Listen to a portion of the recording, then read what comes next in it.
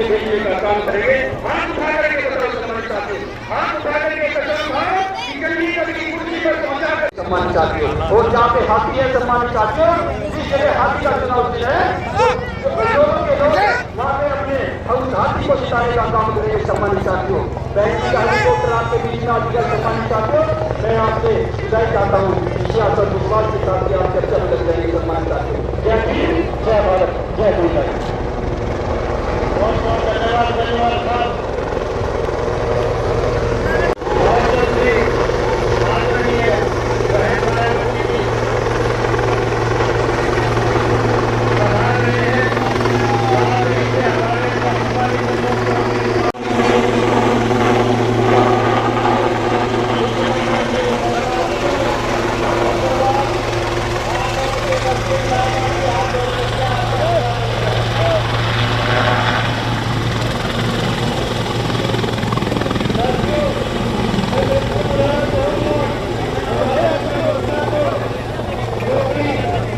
તમે આના તો પંડાળમાં હે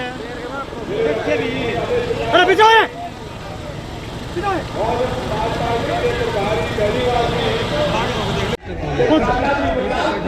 समझदारी है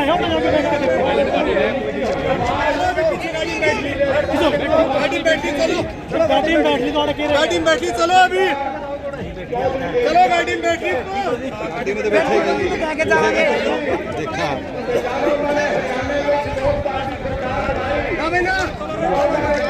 आगे नहीं आगे के मिलेगा जो बता दिया यार टाइम दिखल बढ़िया दिखल लग रहा चल भाई पीछे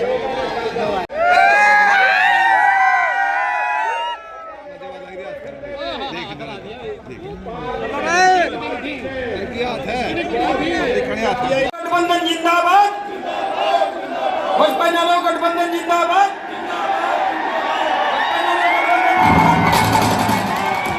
बहन कुमारी माता जी जिंदाबाद चौधरी देवीलाल जी अमर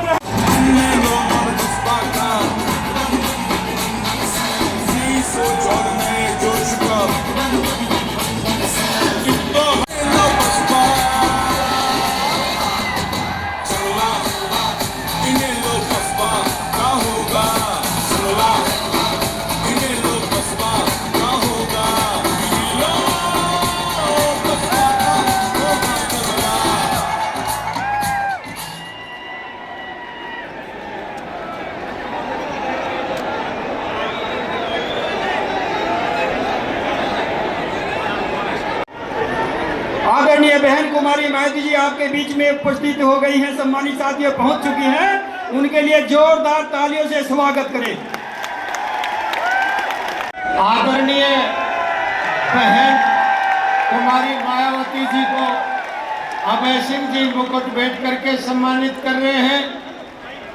आदरणीय बहन कुमारी बहन मायावती को पश्मीना शाल भेंट करके साथ में सुनैना जी चौटाला आदरणीय कुमारी बहन मायावती जी को सम्मानित कर रहे हैं। जोरदार तालियों से आप इनका अभिनंदन करें। एक जयकारा लगभग धरती रही है। यहाँ के बहादुर लोगों ने हमेशा आदरणीय चौधरी देवीलाल जी को और चौधरी ओम प्रकाश चौटाला जी को न केवल राजनीतिक ताकत दी बल्कि सदैव जींद के लोगों ने अन्याय के खिलाफ चौधरी देवीलाल ने जब जब भी लड़ाई लड़ी आप लोगों ने पूरा समर्थन और सहयोग दे करके उस आंदोलन को जीतने का काम किया। आपको याद होगा साथियों, सन 1987 के अंदर चौधरी देवीलाल ने राजीव लोंगोवाल समझौते का विरोध किया था। उस वक्त देश में प्रदेश में कांग्रेस पार्टी सत्ता में थी और चौधरी देवीलाल ने जब उसका विरोध किया, भारतवर्ष के राजनेताओं ने चौधरी देवीलाल से कहा कि चौधरी देवीलाल, ये जो आपने फैसला लिया है इससे हरियाणा प्रदेश को और पंजाब प्रदेश के आपसी भाईचारे में खटास आएगा। चौधरी देवीलाल ने कहा था ये जो राजीव लोंगोवाल समझौता है, इस समझौते में हरियाणा प्रदेश के साथ पक्षपात किया गया है। मैं भी चाहता हूं पंजाब में शांति हो, पंजाब का उग्रवाद खत्म हो, लेकिन अगर कोई हरियाणा के साथ कुठाराघात करे, हरियाणा के लोगों को अपमानित करके, हरियाणा प्रदेश को कमजोर करके, हरियाणा के हिस्से के पानी को कम करके, हरियाणा की राजधानी पंजाब को दे करके अगर कोई वहां शांति स्थापित करना चाहता है तो ये मेरे प्रदेश के लोगों के साथ सरासर अन्याय है। मैं इस अन्याय को कदापि सहन नहीं करूंगा और आखिरी दम तक हरियाणा प्रदेश के लोगों के साथ खड़ा होकर के हरियाणा के साथ न्याय कराने का काम करूंगा। साथियों, जब चौधरी देवीलाल ने न्याय युद्ध शुरू किया था, उसका समापन दिल्ली में कर, तो कांग्रेस के राज में केवल और केवल हमारे कृषि प्रधान देश को इस भूपेंद्र सिंह हुड्डा ने CLU प्रधान प्रदेश बनाने का काम किया था। किसानों की 72,000 एकड़ जमीन को तपा 4-6 के नोटिस दे करके किसान को औने पौने दाम पे बेशुम कीमती जमीन को बेचने पे मजबूर कर दिया था। कांग्रेस पार्टी के 10 साल के राज में अनेक ऐसे घोटाले हुए थे कि पूरे देश में कांग्रेस पार्टी की वजह से पूरी दुनिया में हमारा देश बदनाम हो गया था। उसके बाद के जो 10 साल थे भारतीय जनता पार्टी के, अगर मैं उसकी विस्तार से चर्चा करूंगा तो बहुत लंबा समय लग जाएगा। साथियों, भारतीय जनता पार्टी का राज बनने के बाद जहाँ देश के प्रधानमंत्री नरेंद्र मोदी ने लोगों के साथ बड़े बड़े वायदे करके सत्ता में आए थे, सत्ता में रहते हुए जो वायदे लोगों से किए पूरा करना चाहिए था, वायदे पूरे करने की बजाय लोगों को परेशानी कैसे हो इस तरह के फैसले लेने शुरू कर दिए। याद होगा मोदी जी कहा करते थे हर घर में 15-15 लाख दूंगा।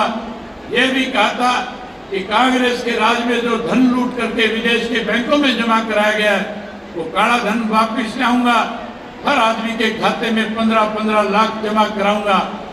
जब सरकार बनने के बाद पूछा गया पैसा दिया नहीं तो कहने लगे जुमला था। वहीं साथियों, किसान के साथ बड़ा धोखा किया।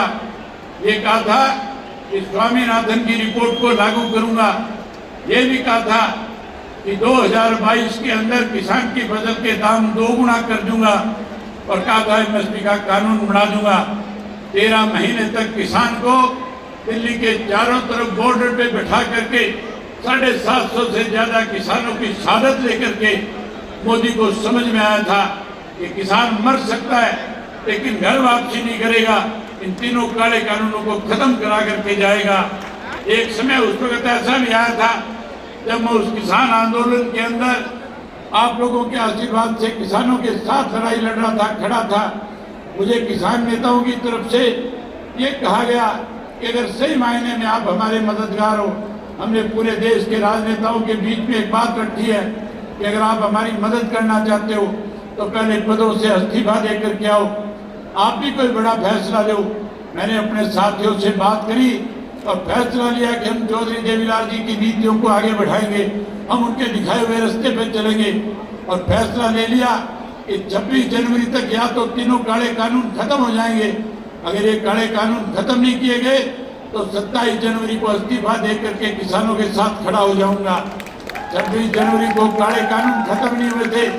27 जनवरी को विधानसभा में जाकर के अध्यक्ष के मुंह पे इस्तीफा मार के और 27 जनवरी को किसानों के बीच में जाकर के खड़ा हो गया था।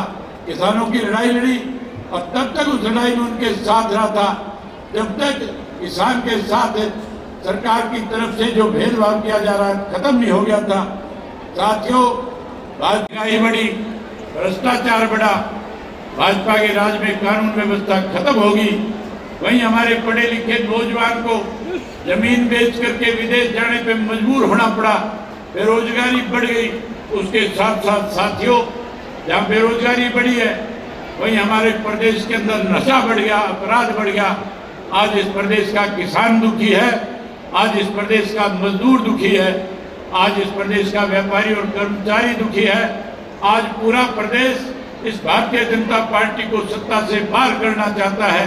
वहीं साथियों, जो कांग्रेस पार्टी सत्ता के सपने ले रही है, जो कांग्रेस पार्टी रोजाना ये कह रही है कि हम सत्ता की तरफ बढ़ रहे हैं, हम सत्ता में आ रहे हैं, उस पार्टी की हालत ऐसी है, उनके नेताओं के बोल इस किस्म के हैं कि आज वो हमारी दलित महिलाओं को अपमानित करने का काम करते हैं। आज उनके नेता इस किस्म की भाषा का प्रयोग करते हैं जो मैं आपके सामने बोल करके बता भी नहीं सकता। आज उनके पास चुनाव लड़ाने के लिए उम्मीदवार भी नहीं है। आज हाशिए पे कांग्रेस आकर के खड़ी हो गई है। आज तो साथियों, कांग्रेस सत्ता में आने के लिए किस तरह के लोगों के साथ लुभावने वायदे करने का काम कर रही है। मैं पिछले दिनों अखबारों में ऐड देख रहा था, उन ऐड में लिखा हुआ था कि अगर कांग्रेस पार्टी सत्ता में आएगी 300 यूनिट बिजली फ्री कर देगी। लिखा हुआ था कि 6000 पेंशन कर देंगे। उसमें लिखा हुआ था गरीब को 100 गज का प्लाट दे देंगे। उसमें अनेक ऐसे वायदे लोगों के साथ कर रहे थे और ये कह रहे थे कि आप हमें सत्ता में लेकर के आओ। ये केवल सत्ता का लॉलीपॉप था, ये केवल आपको लुभाने की बात थी। वायदे तो पूरे किए थे चौधरी देवीलाल ने, और जो वायदे हम आपके बीच में करेंगे, हम आपसे वायदा करते हैं चौधरी देवीलाल की नीतियों को आगे बढ़ाएंगे। और जो वायदा आज मैं आपके बीच में करके जाऊंगा, उन वायदों को बहुजन समाज पार्टी और इंडियन नेशनल लोकदल पार्टी की सरकार बनने के बाद हम पहली कलम से पूरा करने का काम करेंगे। वायदे अगर पूरे किसी ने किए तो उत्तर प्रदेश के अंदर बहन मायावती ने मुख्यमंत्री बनने के बाद किए थे। जहाँ गरीब को नौकरी दी, वहीं गरीब आदमी को कैसे अमीर आदमी के बरोबर खड़ा किया जाए, इसलिए उन्होंने उनको कम ऋण के ऊपर पैसा दे करके ऊपर आगे बढ़ाने का काम किया था। कैसे गरीब आदमी का उत्थान हो, इसके लिए संघर्ष किया, लड़ाई लड़ी थी। आज जो वायदे मैं आपके बीच में करूंगा, आप हमें सत्ता में लेकर के आओ, सरकार बढ़ाओ। आपकी सरकार बनने के बाद जो बातें आज मैं आपके बीच में कहकर, साथियों, मैं आपसे एक बात वायदा, कोई भी वायदा आपसे करने से पहले आपसे एक बात पूछना चाहता हूं। अगर आप मेरी बात से सहमत होंगे तभी मैं आपके सामने अगली बात रखने का काम करूंगा। मैं आपसे पूछना चाहता हूं, क्या आपको मेरी कही हुई बात पे विश्वास और भरोसा है या नहीं है? आपको यह विश्वास है कि जो बात मैं आपके बीच में कह करके जाऊंगा, सत्ता में आने के बाद उसको पूरा भी करके दिखाऊंगा? अगर आप मेरी बात से सहमत हैं तो एक बार दोनों हाथ उठा करके कहो कि सहमत हैं। साथियों, चौधरी देवी वर्ष पहले बढ़ाई थी, वो 100 रुपया आज के 10,000 से भी ज्यादा है। आज जिसने पेंशन बढ़ाई तो चौधरी ओम प्रकाश चौटाला जी ने उसको आगे बढ़ाने का काम किया था। साथियों, कांग्रेस के लोग कह रहे हैं 6,000 करेंगे। मैं उन कांग्रेसियों से पूछना चाहता हूं, 10 साल राज था, काम कर गए थे तुम, तब तुमने पेंशन क्यों नहीं बढ़ाई? आज केवल लालच दिया जा रहा है। ये रीत चौधरी देवीलाल ने चलाई थी, इस रीत को आगे चौधरी ओम प्रकाश चौटाला ने बढ़ाया था और इसको और आगे ले जाने का काम बहुजन समाज पार्टी और इंडियन नेशनल लोकदल पार्टी दोनों मिलकर के करेगी। हम 100 रुपए वाली पेंशन 7500 रुपया महीना करके बुजुर्गों का मान सम्मान बढ़ाने का काम करेंगे। इसमें बेरोजगारी देश में सबसे ज्यादा है, 2 लाख से ज्यादा पद सरकारी नौकरियों के खाली पड़े हैं। मैं अनेक गाँव में गया हूँ, छोटे छोटे बच्चे जो है पलायन करके विदेशों में अपनी जमीनें बेच के, हम उन बच्चों के लिए अच्छी पॉलिसी बनाने का काम करेंगे। और वहीं हर घर से पढ़े लिखे नौजवान बच्चे को, चाहे वो बेटा है बेटी है, उसको सरकारी नौकरी कानून बना करके देने का काम करेंगे। जो बच्चा नौकरी से वंचित रह जाएगा उसे मायूस नहीं होने देंगे। हम उस बच्चे को जब तक नौकरी नहीं लग जाएगा 21,000 रुपया बेरोजगारी भत्ता देकर के उसका मान सम्मान बढ़ाएंगे। वहीं उसके साथ साथ हमारी लाखों हजारों की संख्या में माताएं बहनें आई बैठी है। मोदी से झूठ बोल रहा था, कह रहा था कि मैं माताओं बहनों को चूल्हे से पूछा छुड़ा दूंगा, कहता था घर घर में गैस का कनेक्शन पहुंचा दूंगा, गैस का सिलेंडर मुफ्त में दूंगा। आज कांग्रेस वाले कहते हैं 500 का कर देंगे। 10 साल में जो 250 रुपए में चौटाला साहब के राज में मिला करता था, इन्होंने महंगा किया था, महंगाई बढ़ाई थी। ये लोग आज केवल बरगलाने के लिए, आज केवल वोट हासिल करने के लिए इस तरह की बात कहते हैं। आपको माताओं बहनों को चिंता करने की जरूरत नहीं है। आप सरकार बनाओ, संगठन की सरकार बनने के बाद फिर मैं भरी सभा में आपसे वायदा करता और कहता हूं कि सरकार बनने के बाद महीने की 1 तारीख को हरियाणा प्रदेश की बहुजन समाज और इंडियन नेशनल लोकदल पार्टी की सरकार की तरफ से आपको गैस का सिलेंडर हर महीने मुफ्त में मिला करेगा। आपको गैस का सिलेंडर फ्री में दूंगा। वही माताओं और बहनों को 1100 रुपए उस सिलेंडर के साथ आपके खाते में जमा कराऊंगा, ताकि आपकी रसोई बढ़िया चले, किसी किस्म की दिक्कत ना आए। वहीं उसके साथ साथ साथियों 4 काम और करूंगा। मुफ्त में पानी पीने का हर घर में टूटी पहुंचा करके देने का काम करेंगे। ये तो बिजली के कहते हैं 300 यूनिट माफ करेंगे, मैं कहता हूं बिजली के मीटर पड़वा करके मनोहर लाल खट्टर के घर भिजवा दूंगा। हर किसी को बिल नहीं भरना पड़ेगा, पूरा बिजली का बिल माफ करेंगे। सोलर सिस्टम लगाएंगे गांव-गांव में और हर गांव में बिजली की सप्लाई मुफ्त में देने का काम करेंगे। वहीं उसके साथ साथ ओल्ड पेंशन स्कीम को भी लागू करेंगे। इस कांग्रेस ने ओल्ड पेंशन स्कीम खत्म करी थी। मैं कर्मचारियों से कहना चाहूंगा, मौका आ गया बदला लेने का, यही तरीका है बदला लेने का।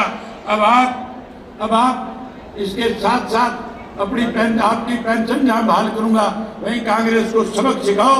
इस कांग्रेस ने आपकी पेंशन काटने का काम किया था।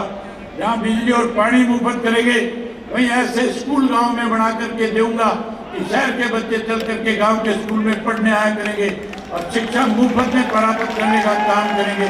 वहीं उसके साथ साथ परमात्मा ना करे कोई बड़ा बुजुर्ग या कोई भी घर का मेंबर बीमार हो जाए, साथियों कांग्रेस वाले कहते हैं 20 लाख तक का इलाज मुफ्त कराएंगे, कोई कहता है 10 लाख तक का कराएंगे। मैं आपसे भरी सभा में कह रहा हूं, आप सरकार बनाओ। हरियाणा प्रदेश का नागरिक परमात्मा ना करे कभी बीमार हो, हरियाणा स्वच्छ स्टेट बन करके रहे। अगर कोई बीमार हो जाएगा तो चाहे कलकत्ता बंबई जाके भी इलाज कराए, हम उसका इलाज मुफ्त में कराने का काम करेंगे, पैसा उसका खर्च नहीं होने देंगे। आज जो नौकरियां जिस तरह से आज हरियाणा प्रदेश के अंदर पर्ची खर्ची की बात की जाती है, ये पर्ची खर्ची वालों के तो करोड़ों करोड़ों रुपए दफ्तरों में पकड़े गए हैं। वहीं उसके साथ साथ आज अनुसूचित जाति के लोगों को, आज बैकवर्ड क्लास के लोगों को आज कौशल रोजगार योजना के तहत नौकरी से वंचित किया जा रहा है। हम इस कौशल रोजगार योजना को खत्म करेंगे, पक्की नौकरी का प्रबंध करेंगे। और वही उसके साथ साथ जो आंगनवाड़ी वर्कर है, उसके साथ साथ जो आपकी आशा वर्कर है, और उसके साथ साथ जो सफाई का कर्मचारी है, और उसके साथ जो आपका नरेगा का कर्मचारी है, हम उनको पक्का करने का काम करेंगे। वही नरेगा के मजदूर की दिहाड़ी 700 रुपया करने का काम करूंगा, और उसके साथ 365 दिन काम मिले इसका भी इंतजाम करके देने का काम करूंगा। वहीं साथियों गरीब आदमी को 100 गज के प्लाट देंगे। चौधरी देवीलाल आवास योजना के तहत आपको पक्का मकान बना करके भी देने का काम करेंगे। वही आज हर व्यक्ति पोर्टल से दुखी है, परेशान है, हर कोई पोर्टल बंद करवाना चाहता है। मैं आपसे पूछना चाहता हूं, क्या आप भी पोर्टल बंद करवाना चाहते हो कि नहीं चाहते हो? अगर पोर्टल बंद करना चाहते हो तो बोल के बताओ पोर्टल बंद होना चाहिए। आप पोर्टल बंद कराना चाहते हो, सरकार बनाओ, सारे पोर्टल खत्म कर देंगे। केवल और केवल राशन कार्ड होगा, जिससे आपको सारी सुविधाएं प्रदान करने का काम करेंगे। ये सारी बातें आपके सामने कहने के लिए आज आपके बीच में आया हूं। मैं उम्मीद करूंगा चौधरी अभय चौटाला जी के नेतृत्व में तथा बीएसपी हरियाणा प्रदेश यूनिट आदि के भी अथक प्रयासों से आज माननीय चौधरी देवीलाल जी के जन्मदिन के उपलक्ष्य में सम्मान दिवस के रूप में हो रही इस विशाल महारैली में इकट्ठा हुए भारतीय राष्ट्रीय लोकदल व बहुजन समाज पार्टी को कामयाब बनाने के लिए भारतीय राष्ट्रीय लोकदल के राष्ट्रीय अध्यक्ष चौधरी ओम प्रकाश चौटाला जी व वरिष्ठ राष्ट्रीय महासचिव चौधरी अभय चौटाला जी और इनके सभी साथीगण तथा बीएसपी के भी नेशनल कोऑर्डिनेटर श्री आकाश आनंद, इस गठबंधन को इनेलो के राष्ट्रीय अध्यक्ष चौधरी श्री देवीलाल चौधरी श्री ओम प्रकाश चौटाला जी का भी पूरा समर्थन व आशीर्वाद प्राप्त है, जो हमारे बीच में यहाँ मौजूद भी हैं।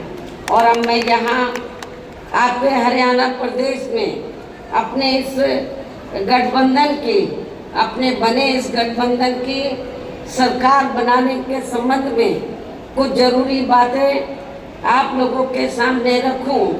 लेकिन इससे पहले मैं माननीय चौधरी देवीलाल जी के जन्म दिवस पर इनको शत शत नमन व अपने हार्दिक श्रद्धा सुमन अर्पित करने के साथ ही इनकी देश व जन सेवा को भी पूरे तहे दिल से आदर सम्मान करती हूँ।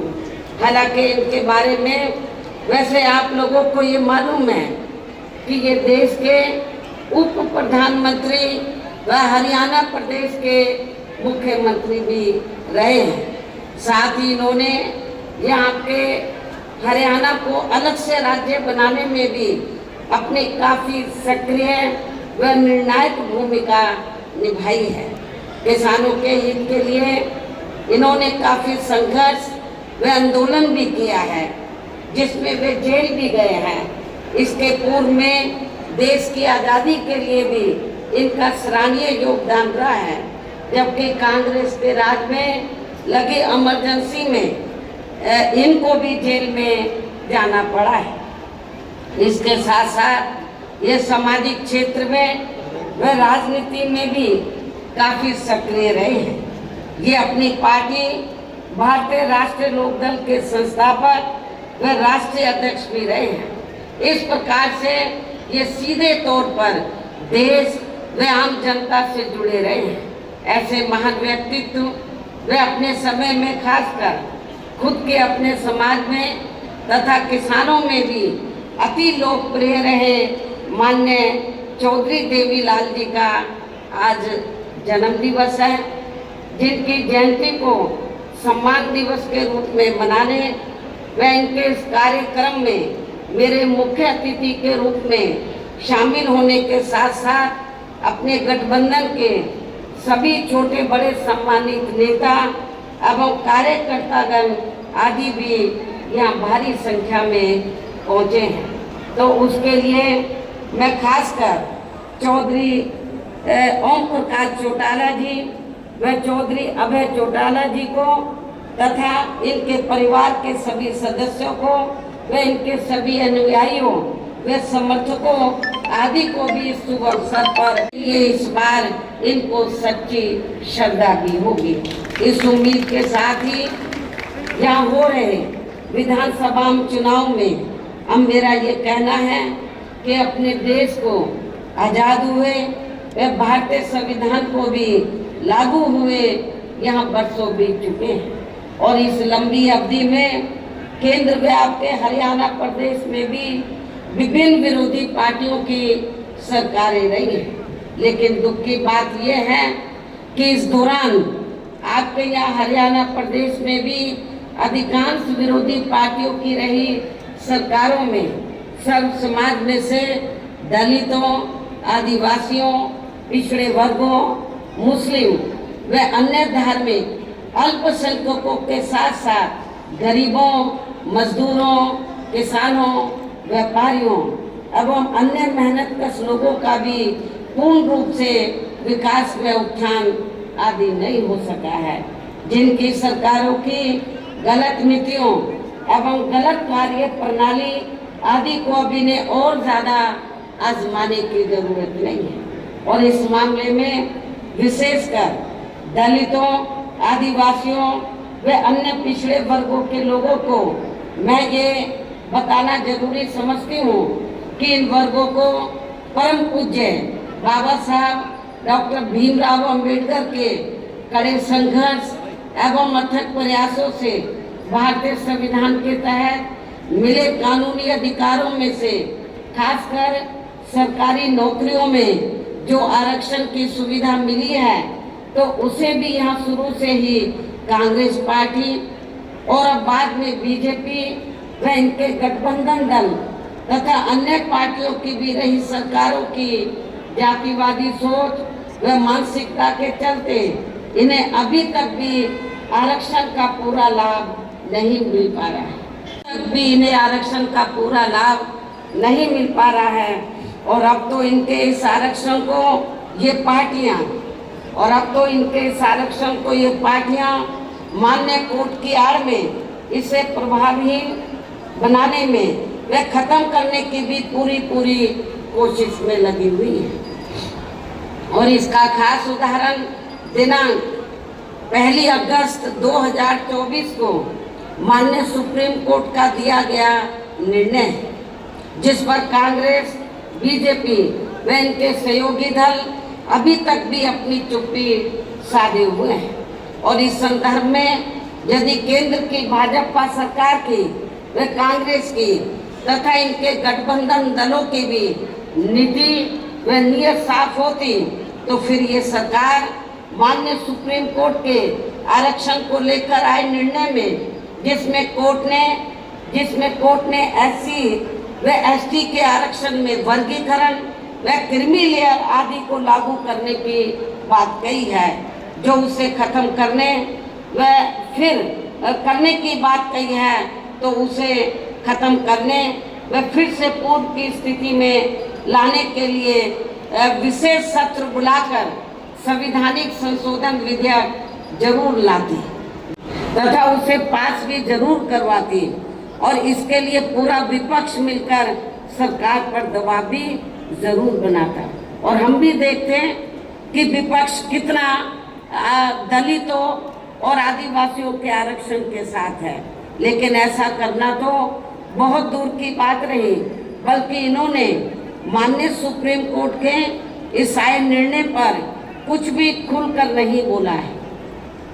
और इस मामले में केंद्र की भाजपा सरकार व अधिकांश सभी विरोधी पार्टियां अभी तक भी चुप्पी साधे हुए हैं। इतना ही नहीं, बल्कि अब SC/ST आरक्षण में वर्गीकरण व क्रीमी लेयर को भी लागू करने का ये कार्य माननीय सुप्रीम कोर्ट ने राज्य सरकारों के ऊपर ही छोड़ दिया है, जो अब अपने हिसाब से इसका पूरा राजनीतिक फायदा भी उठाएंगे, साथ ही तो बांटकर इन्हें आपस में भी लड़ाएंगे। अर्थात अब ये पार्टियां फूट डालो व राज करो की नीति का भरपूर फायदा उठाएंगे, जबकि संविधान के मुताबिक किस जाति को SC व ST की सूची में शामिल करना है या नहीं करना है, तो इसका ये अधिकार अभी तक केवल संसद व माननीय राष्ट्रपति जी को ही दिया हुआ था, जिसे 1 अगस्त 2024 को माननीय सुप्रीम कोर्ट के आए निर्णय के जरिए वापस लेकर इसे अब सीधे राज्य सरकारों को ही दे दिया गया है, जिससे अब इन वर्गों के साथ काफी जाति होगी। अर्थात इनका अब ये आरक्षण ना के बराबर ही रह जाएगा। और अब कांग्रेस के श्री राहुल गांधी ने तो विदेश में जाकर इनके सभी आरक्षण को ही आगे वक्त आने पर खत्म करने का ही ऐलान कर दिया है। लेकिन जब वो भारत में रहते हैं और खास रूप से भारत में रहते हैं और उनको लगता है कि किसी राज्य में चुनाव हो रहा है, तो फिर इधर आकर वो गिरगिट की तरह रंग बदल लेते हैं और क्या बोलते हैं इधर आकर कि हम आरक्षण के पक्ष में। बाहर जाकर वो बोलते हैं हम आरक्षण को खत्म करना चाहते हैं इंडिया में SC/ST के, और इधर आकर बोलते हैं कि हम आरक्षण के पक्ष में हैं। आप इसको कांग्रेस की क्या नीति समझेंगे? ये कांग्रेस की दोहरी नीति है, ये स्पष्ट नीति नहीं है, ये भी आप लोगों को समझना चाहिए। तो ऐसी कांग्रेस पार्टी जो SC/ST के आरक्षण के बारे में कहती कुछ है और करती कुछ है, तो आपको इस पार्टी को जो इस बार हरियाणा में तो विधानसभा का आम चुनाव हो रहा है। इस चुनाव में खास तौर से दलितों को इनको सबक सिखाना बहुत जरूरी है। बाबा साहब डॉक्टर भीमराव अंबेडकर द्वारा जो इन्हें आरक्षण का ये संविधानिक अधिकार मिला है, ये कोई कांग्रेस ने नहीं किया है। ये परम पूज्य बाबा साहब डॉक्टर अंबेडकर ने SC ST वर्गों के लोगों को जो आरक्षण की सुविधा दिया है, ये संविधानिक अधिकार परम पूज्य बाबा साहब डॉक्टर अंबेडकर ने आप लोगों को दिया है। तो इसे बचाने के लिए अब इन सभी विरोधी पार्टियों को यह आपके हरियाणा प्रदेश में पूरे विधानसभा आम चुनाव में कतई भी अपना वोट नहीं देना है। यदि आप लोगों को इससे बचाना अपने आरक्षण को, तो आप लोगों को कांग्रेस BJP एंड कंपनी के लोगों को कतई भी अपना वोट नहीं देना है। सुप्रीम कोर्ट के इस आए निर्णय के संदर्भ में कुछ भी खुलकर बोलने के लिए तैयार नहीं है। ऐसी स्थिति में अब इन वर्गों को इस चुनाव में अपने बने इस गठबंधन की सरकार बनाकर इसे लागू होने से तब तक लटकाकर व रोक कर रखना है जब तक केंद्र की सरकार कोर्ट के इस निर्णय को संवैधानिक संशोधन के जरिए खत्म करके इसे पुरानी स्थिति में बहाल नहीं कर देती है। इसको आपको राज्यों में पास नहीं होने देने का, इसको लटका के रखना है सुप्रीम कोर्ट के जजमेंट को, निर्णय को, कब तक जब तक केंद्र की सरकार कोर्ट के इस निर्णय को संवैधानिक संशोधन के जरिए खत्म करके इसे पुरानी स्थिति में बहाल नहीं कर देती है। और इसके लिए अब आप लोगों को इस चुनाव में या उन सभी विरोधी पार्टियों को सत्ता में आने से जरूर रोकना है जो माननीय सुप्रीम कोर्ट के आए इस निर्णय के पक्ष में है। समान पर अब आपको एक तरफा अपना वोट केवल BSP व इनेलो के बने अपने इस गठबंधन को ही देना है, ताकि सत्ता में आकर या आपके स्टेट में, आपके हरियाणा प्रदेश में माननीय सुप्रीम कोर्ट के आए इस निर्णय पर कुछ हद तक अंकुश लगाया जा सके। जब तक पार्लियामेंट में ये संशोधन बिल पास नहीं होता है, तो कम से कम ये गठबंधन की सरकार बनती है तो हम उसको लागू नहीं होने देंगे, इसको लटका कर रखेंगे। तो ये इस आसीन रही कांग्रेस पार्टी ने व इनके सहयोगी दलों ने भी, और अब पिछले कुछ वर्षों से केंद्र एवं काफी राज्यों में भी BJP व अन्य जातिवादी पार्टियों की भी रही सरकारों ने इनका आरक्षण का कोटा अभी तक भी पूरा नहीं किया है, पूरा नहीं भरा है। आपके हरियाणा प्रदेश में भी काफ़ी सीटें खाली पड़ी हुई हैं, जबकि यूपी में जब मेरे नेतृत्व में 4 बार सरकार बनी, मैंने विशेष अभियान चलाकर जो सरकारी नौकरियों में रिजर्वेशन कोटा अधूरा पड़ा था या पूरा नहीं था, उसको मैंने विशेष अभियान चलाकर इसको पूरा कराया। इसे फिर अंत में अधिकांश, और ये क्यों नहीं भरते हैं कांग्रेस BJP जो अन्य पार्टियां इनका आरक्षण का कोटा ये पूरा क्यों नहीं करती हैं, क्योंकि उनको मालूम है कि लोग भूल भाल जाएंगे और इससे फिर अंत में अधिकांश किसी न किसी रूप में फिर ये पार्टियां इनकी नौकरियों को सामान्य वर्गों को ही दे देती हैं। पदोन्नति में आरक्षण को तो इन्होंने मान्य कोर्ट की आड़ में काफ़ी हद तक खत्म ही कर दिया है, और इस मामले में लगभग यही खराब स्थिति हमें यहाँ के हरियाणा प्रदेश में भी देखने के लिए मिल रही है। इसके साथ ही अब इन वर्गों के लोगों को प्राइवेट सेक्टर में आरक्षण दिए जाने की व्यवस्था किए बिना ही केंद्र व राज्यों में भी ज़्यादातर सरकारी कार्य यहाँ प्राइवेट सेक्टर के जरिए ही देश के अधिकांश बड़े बड़े पूंजीपतियों व धन्ना सेठों को ही दिए जा रहे हैं, जिसके कारण आपके यहाँ हरियाणा प्रदेश सहित पूरे देश में अब इन वर्गों के लोगों को आरक्षण का बहुत कम ही लाभ मिल पा रहा है। और अब इससे पूरे देश में दलितों व आदिवासियों के साथ साथ अन्य पिछड़े वर्गों को भी काफ़ी ज़्यादा नुकसान हो रहा है, जबकि अन्य पिछड़े वर्गों के लोगों को भी ये मालूम होना चाहिए। इन्हें मंडल कमीशन की रिपोर्ट के तहत आरक्षण की ये सुविधा केंद्र में कांग्रेस पार्टी की रही सरकार में नहीं, बल्कि बीएसपी के कड़े संघर्ष एवं अथक प्रयासों से ही केंद्र में रही श्री बीपी सिंह की सरकार में ही मिली थी, जिसके लिए बीएसपी को काफ़ी संघर्ष करना पड़ा था, जिसका भी अब यहाँ जातिवादी विरोधी पार्टियों की चल रही सरकारें इन्हें पूरा लाभ नहीं दे पा रही हैं। इसके साथ ही श्री बीपी सिंह की सरकार में ही इन वर्गों के मसीहा परम पूज्य बाबा साहब डॉक्टर भीमराव अंबेडकर को भी यहाँ भारत रत्न की उपाधि से सम्मानित किया गया था, जिसके लिए वो हर प्रकार से पात्र भी थे, जो इनको बहुत पहले ही ये सम्मान मिल जाना चाहिए था, जिसके लिए विशेषकर कांग्रेस पार्टी प्रमुख तौर से जिम्मेवार व कसूरवार भी है। इससे इन वर्गों के प्रति इस पार्टी की हीन व जातिवादी मानसिकता साफ झलकती है, जिसने इनके कारवां को आगे बढ़ाने वाले वे हर मामले में समर्पित व्यक्तित्व मान्यवर श्री कांशीराम जी के देहांत होने पर केंद्र में रही इसी कांग्रेस पार्टी की सरकार के चलते हुए एक दिन का भी राष्ट्रीय शोक घोषित नहीं किया गया था। जो 33% आरक्षण देने की बात कही गई है, तो उसमें SC, ST व OBC वर्गों की महिलाओं को अलग से कुछ भी आरक्षण नहीं दिया गया है।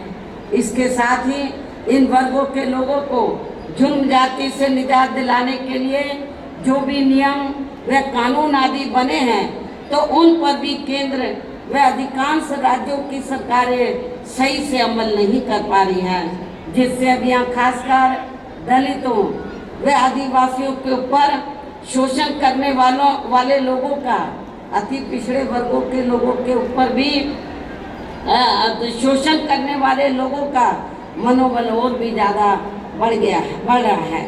और ये सब हमें यहाँ आपके हरियाणा प्रदेश में भी काफ़ी कुछ देखने के लिए मिल रहा है। इसी प्रकार हमें पूरे देश में मुस्लिम व अन्य धार्मिक अल्पसंख्यक समाज के लोगों की भी हालत हर मामले में कोई खास अच्छी नज़र नहीं आती है। इतना ही नहीं, बल्कि अपर कास्ट समाज में व जाट समाज में भी खासकर गरीब लोगों की भी आर्थिक स्थिति अभी भी यहाँ आपके प्रदेश से पूरे देश में काफ़ी ज़्यादा खराब व दयनीय ही बनी हुई है। इसके अलावा आपके हरियाणा प्रदेश सहित पूरे देश में सर्व समाज में से विशेषकर यहाँ गरीब, मजदूर, किसान, कर्मचारी, व्यापारी एवं अन्य मेहनतकश लोग भी अपनी विभिन्न समस्याओं को लेकर अभी भी हमें काफ़ी ज़्यादा दुखी ही नजर आते हैं। और इनमें भी किसान वर्ग तो केंद्र के वर्तमान भाजपा सरकार द्वारा बनाई गई इनकी गलत नीतियों के कारण अब काफ़ी ज़्यादा परेशान व आंदोलित भी रहा है और अभी भी है। लेकिन इन सब की मुख्य वजह हमारी पार्टी केंद्र व आपके हरियाणा प्रदेश में भी यहाँ अब तक की रही अधिकांश विरोधी पार्टियों की रही सरकारों की गरीब व किसान विरोधी तथा जातिवादी, पूंजीवादी व संकीर्ण मानसिकता के तहत बनाई गई इनकी गलत नीतियों एवं गलत कार्य प्रणाली को ही काफ़ी हद तक जिम्मेवार मानकर चलती है। नीतियों की वजह से ही आए दिन यहाँ पूरे देश में, आपके हरियाणा प्रदेश में भी गरीबी, बेरोजगारी व महंगाई आदि भी काफ़ी ज़्यादा बढ़ रही है। जबकि इस मामले में शुरू से ही हमारी पार्टी केंद्र व राज्यों की सरकारों से भी हर स्तर पर ऐसी नीति अपनाने की लगातार ये मांग करती आ रही है कि देश में कुछ गिने चुने पूंजीपतियों व धन्ना सेठों आदि का विकास होने की बजाय बल्कि यहाँ सर्व समाज में से गरीब व आम लोगों का ही विकास होना चाहिए।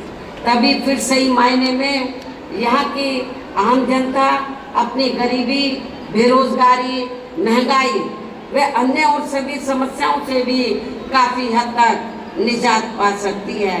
इसके साथ साथ अभी भी अपने देश में भ्रष्टाचार हर स्तर पर काफ़ी ज़्यादा बढ़ रहा है, जिससे आपका अपना खुद का हरियाणा प्रदेश भी अछूता नहीं रहा है। और इन सब का मुख्य कारण हमारी पार्टी आज़ादी के बाद से लेकर अभी तक केंद्र व देश के अधिकांश राज्यों में तथा आपके खुद के अपने हरियाणा प्रदेश में भी ज़्यादातर सत्ता यहाँ गलत पार्टियों में से खासकर कांग्रेस व बीजेपी आदि के हाथों में ही आने को मानकर चलती है।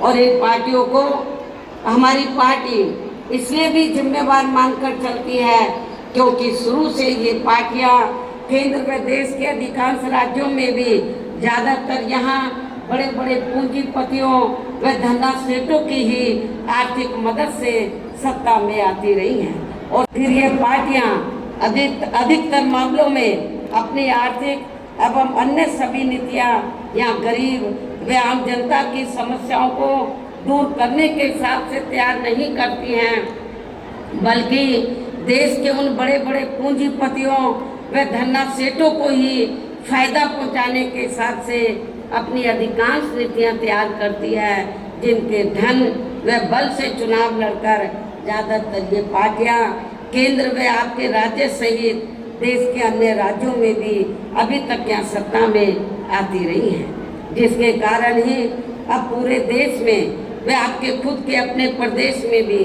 अभी भी हमें यहाँ सर्व समाज के लोग, गरीब लोग अधिकांश मामलों में अपनी विभिन्न समस्याओं को लेकर काफ़ी ज़्यादा दुखी व परेशान ही नजर आते हैं। जबकि पूरे देश में बहुजन समाज पार्टी ही अकेली एक ऐसी पार्टी है जो विरोधी पार्टियों की तरह देश के बड़े बड़े पूंजीपतियों व धन्ना सेठों की आर्थिक मदद से नहीं बल्कि अपनी पार्टी के ही आम कार्यकर्ताओं की आर्थिक मदद से चुनाव लड़कर यहाँ केंद्र व राज्यों की सत्ता में आना चाहती है। में आने के बाद फिर बिना किसी दबाव के वे आज़ाद होकर सर्व समाज के लोगों की सभी समस्याओं का समाधान करके उन्हें हर मामले में वे हर स्तर पर यहाँ खुशहाल बना सके। और इसी आधार पर चलकर ही आबादी के हिसाब से देश के सबसे बड़े प्रदेश उत्तर प्रदेश में 4 बार हमारी पार्टी ने अपने नेतृत्व में वहाँ सरकार भी बनाई है। और हमने अपनी सभी चारों रही सरकारों में अपनी पार्टी की विचारधारा एवं सिद्धांतों के तहत चलकर वैसे तो वहाँ सर्व समाज के हितों का पूरा ध्यान रखा है, लेकिन सभी मामलों में प्राथमिकता पहले हमने वहाँ सर्व समाज में से विशेषकर उन दलितों, आदिवासियों, पिछड़े वर्गों, अक़लियत समाज के लोगों को तथा गरीब एवं असहाय लोगों को ही दिया है, जिनकी वहाँ हर मामले में व हर स्तर पर सभी विरोधी पार्टियों की रही सरकारों में उनकी हीन, जातिवादी, संकीर्ण व पूंजीवादी सोच होने के कारण काफ़ी ज़्यादा उपेक्षा की गई है। इसके अलावा हमारी पार्टी की रही सरकार ने वहाँ विभिन्न क्षेत्रों में लगे लोगों के साथ साथ छात्रों, युवाओं, महिलाओं व बुजुर्गों आदि के हितों में भी अनेकों महत्वपूर्ण व ऐतिहासिक कार्य किए हैं, जिनसे उन्हें काफ़ी ज़्यादा लाभ पहुंचा है। और इतना ही नहीं, आपके हरियाणा प्रदेश में तो कांग्रेस केवल थोड़ी सी जगह देने की बात करती है। जो आवासीय लोग हैं जिनके पास अपने ज़मीन नहीं है घर बनाने के लिए, वो थोड़ी से कुछ गज देने की बात करती है कि ये ज़मीन हम यहाँ के गरीब लोगों को देंगे। लेकिन आपको जानकर खुशी होगी कि जब उत्तर प्रदेश में बीएसपी की सरकार थी तो हमारी पार्टी की सरकार ने केवल उनको खाली ज़मीन नहीं दी, बल्कि ज़मीन पर उनके 2-2 कमरों के पक्के मकान भी सरकार की ओर से फ्री बना कर दिए। और जहाँ पर इनको ये पक्के मकान बना कर दिए, उनकी बस्ती डेवलप की, शिक्षा, चिकित्सालय, अन्य और सभी सुविधाएं हमने वहाँ इन लोगों को उपलब्ध कराई थी। केवल खाली प्लॉट नहीं दिया था, हमने पक्के मकान बनाकर दिए और जो रोजमर्रा की जरूरतें हैं उनको भी हमने उनकी बस्तियों में पूरा किया। और इतना ही नहीं, आपको याद होगा जब मान्यवर श्री कांशीराम जी जीवित थे और हरियाणा प्रदेश में आते थे, आप लोग बड़े दुखी थे कि हमारे पास रोटी रोजी के साधन नहीं है, हमारे पास खेती करने के लिए ज़मीन नहीं है। तो उस समय आप लोग एक नारा लगाते थे कि जो ज़मीन सरकारी है वो ज़मीन हमारी है। आप लोग एक नारा लगाते थे, लेकिन वो नारा आपका पूरा नहीं। में लाखों लोगों को, जो दलित वर्ग के लोग थे और जो गरीब लोग थे अन्य समाज में, उनको हमने किसी किसान भाई की 1 इंच भी जमीन छीनकर हमने भूमिहीन लोगों में नहीं बांटी थी, बल्कि सरकार के पास जो खेती करने के लिए सरकारी जमीन खाली पड़ी थी, उस सरकारी जमीन के 2-2, 3-3 एकड़ के पट्टे काटकर हमने भूमिहीन लोगों को, जो गरीब लोग हैं भूमिहीन लोग, जो दलित वर्ग के लोग हैं, उनको खेती करने के लिए हमने फ्री दी। और इतना ही नहीं, आपको ये भी मालूम है कि जहाँ पर दलित बस्तियाँ होती हैं तो वहाँ जाते ही मालूम पड़ जाता है हर गांव में, गांव देहात में, कि यहाँ पर दलित वर्ग के लोग रहते हैं। क्योंकि जो भी पार्टियां सत्ता में आई उन्होंने आपकी दलित बस्तियों को विकसित नहीं किया।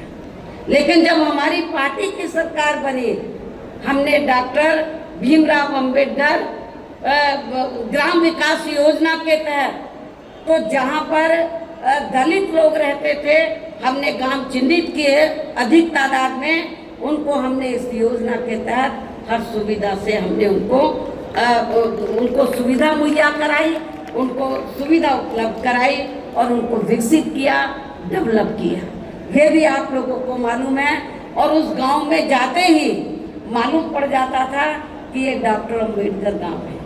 और जब मेरी गवर्नमेंट के दौरान जब हमारे समाज के लोग अपने बच्चियों का रिश्ता करते थे गांव में, तो देखते थे कि हमारी बेटी का रिश्ता डॉक्टर अंबेडकर गांव में ही होना चाहिए, ताकि हमारी बेटी को शौचालय के लिए कहीं बाहर ना जाना पड़े, जंगल में ना जाना पड़े। हमने शौचालय भी बनाए।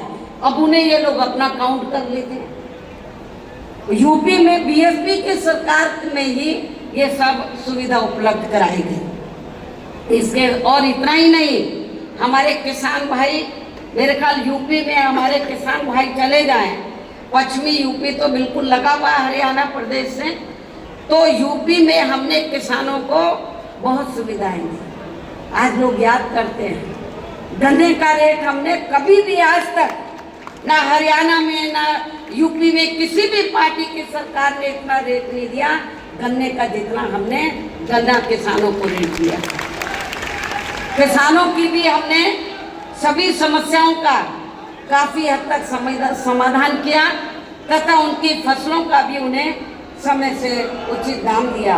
और मैं अपने जाट भाइयों को बताना चाहती हूँ, जब उत्तर प्रदेश में पुलिस की भर्ती हुई, 2 लाख से ज़्यादा पुलिस की भर्ती हुई, तो पहले भर्तियों में रिश्वत चलती थी, तो लेकिन मेरी सरकार में मैंने बोला रिश्वत नहीं चलेगी। और बिना रिश्वत के आपके पश्चिमी यूपी में बड़ी तादाद में अन्य समाज के लोग तो भर्ती हुए, रिजर्वेशन के तहत SC ST OBC के लोग भी भर्ती हुए, लेकिन बड़ी तादाद में जो लोगों के दिलो दिमाग में धारणा थी कि बीएसपी जाटों के खिलाफ है, वो धारणा निकल गई। क्योंकि जब मेरी सरकार बनी और ये भर्ती हुई पुलिस की, तो बड़े पैमाने पर पश्चिमी यूपी से जाट समाज के नौजवान बच्चे पुलिस में भर्ती हुए। और आज आप गाँवों में चले जाओ, वो यही कहते हैं कि बहन जी ने बिना पैसे के हमारे बच्चों को नौकरी दे दी, पुलिस में भर्ती कर दिया। इसके साथ ही हमने उत्तर प्रदेश में सर्व समाज के लोगों के ऊपर किसी भी प्रकार की कोई जुर्म जाति आदि भी नहीं होने दी। इतना ही नहीं, बल्कि हमारी पार्टी की रही सरकार ने वहाँ देश में दलित एवं अन्य पिछड़े वर्गों में समय समय पर जन्मे अपने महान संतों, गुरुओं व महापुरुषों में भी खासकर महात्मा ज्योतिराव फुले, छत्रपति शाहूजी महाराज, नारायण गुरु, बाबा साहब डॉक्टर भीमराव अंबेडकर एवं मान्यवर श्री कांशीराम जी आदि को भी विभिन्न रूपों में पहली बार वहाँ पूरा आदर सम्मान दिया है, जिन्हें विरोधी पार्टियों के लोग अभी तक भी आसानी से पचा नहीं पा रहे हैं। इस प्रकार से उत्तर प्रदेश में हमारी पार्टी ने अपने सभी चारों शासनकाल के दौरान वहाँ हर मामले में व हर स्तर पर सर्व समाज के लोगों को काफ़ी बेहतरीन सरकार दी है। और यदि आप लोग भी यहाँ अपने हरियाणा प्रदेश में गरीबों एवं किसानों तथा आम जनहित के व विशेषकर कमजोर एवं उपेक्षित वर्गों के हितों में ऐसे ही कार्य करना चाहते हैं, इसके साथ ही आपके प्रदेश की जनहित से जुड़ी जो भी यहाँ स्थानीय समस्याएं हैं तो उन्हें भी दूर करना चाहते हैं, तो फिर आप लोगों को भी उत्तर प्रदेश की तरह ही अपने हरियाणा प्रदेश में भी यहाँ अपने बने इस गठबंधन की सर्वजन हिताय व सर्वजन सुखाय की नीतियों पर ही आधारित सरकार बनानी होगी। आप लोगों को यहाँ अपने हरियाणा प्रदेश में विधानसभा के लिए हो रहे आम चुनाव में अपने गठबंधन का बेहतर रिजल्ट लाना होगा। इसके साथ साथ आप लोगों को वोट पड़ने तक यहाँ की सत्ताधारी पार्टी व अन्य सभी विरोधी पार्टियों के साम दाम दंड भेद आदि हथकंडों से भी जरूर सावधान रहना है। और इस मामले में खासकर आप लोगों को विरोधी पार्टियों के जारी किए गए उनके हवाई व प्रलोभन भरे चुनावी घोषणा पत्रों आदि के बहकावे में भी कतई नहीं आना है, जिन्हें ये पार्टियां सत्ता में आने के बाद अधिकांश अमल में नहीं लाती हैं, जिस पर से अब जनता का काफ़ी हद तक विश्वास भी उठ गया है। इसलिए हमारी पार्टी किसी भी चुनाव में अपना कोई भी चुनावी घोषणा पत्र आदि जारी नहीं करती है। वैसे भी हमारी पार्टी कहने में बहुत कम बल्कि कार्य करके दिखाने में ही ज़्यादा विश्वास रखती है, अर्थात जो कहती है तो उसे करके भी दिखाती है, और ये सब हमने उत्तर प्रदेश में करके भी दिखाया है। यही कहना है कि आप लोगों को अपने खुद के व अपने हरियाणा प्रदेश के भी हित में यहाँ बीएसपी व इनेलो के बने गठबंधन की ही सरकार बनाना बहुत ज़रूरी है। और अब आप लोगों को अपने इस गठबंधन के ही उम्मीदवारों को ज़्यादा से ज़्यादा कामयाब बनाना है, जिसके लिए बीएसपी के उम्मीदवारों को हाथी चुनाव चिन्ह के सामने वाले बटन को दबा के तथा भारतीय राष्ट्रीय लोक दल के उम्मीदवारों को चश्मा चुनाव चिन्ह के सामने वाले बटन को दबा के इन्हें जरूर जिताना है। और फिर सरकार बनने पर ये भी मैं बताना चाहती हूँ कि फिर सरकार बनने पर गठबंधन की ओर से आपके हरियाणा प्रदेश का मुख्यमंत्री चौधरी अभय चौटाला जी को ही बनाया जाएगा, जिनको मेरे आशीर्वाद के साथ साथ इनके पिता चौधरी ओम प्रकाश चौटाला जी का भी पूरा आशीर्वाद प्राप्त है। वैसे माननीय चौधरी देवीलाल जी का भी हमेशा इन पर आशीर्वाद बना रहा है। इनके साथ साथ गठबंधन की ओर से बीएसपी का एक डिप्टी सीएम दलित वर्ग का, बीएसपी की ओर से एक डिप्टी सीएम दलित वर्ग का तथा दूसरा डिप्टी सीएम अन्य पिछड़ा वर्ग या अपर कास्ट समाज में से ही बनाया जाए। ये डिप्टी सीएम कौन होंगे इसका फैसला चुनाव का नतीजा आने के बाद ही लिया जाएगा। इन्हीं जरूरी बातों के साथ ही अब मैं आप सभी लोगों से अपने इस गठबंधन के अधिकांश उम्मीदवारों को ज़्यादा से ज़्यादा उम्मीदवारों को जिताकर अपनी यहाँ सरकार बनाना जरूरी है, इसकी मैं पूरी उम्मीद भी करती हूँ। अंत में अब मैं कराने की भी विशेष मांग करती हूँ, अनुरोध करती हूँ, आग्रह करती हूँ, जिसको शुरू में केंद्र में रही कांग्रेसी सरकार ने और अब वर्तमान में चल रही बीजेपी की केंद्र की सरकार ने भी इसे अभी तक भी लटका के रखा है, इसे अमल में नहीं लाया है। और अब मैं माननीय चौधरी देवीलाल जी के जन्म दिवस पर, आज उनके जन्म दिवस पर इनको फिर से नमन करने के साथ ही उनके सभी अनुयायियों व समर्थकों आदि को भी पुनः हार्दिक बधाई एवं शुभकामनाएं देते हुए अपनी बात यही समाप्त करती हूँ। धन्यवाद। जय भीम व जय भारत।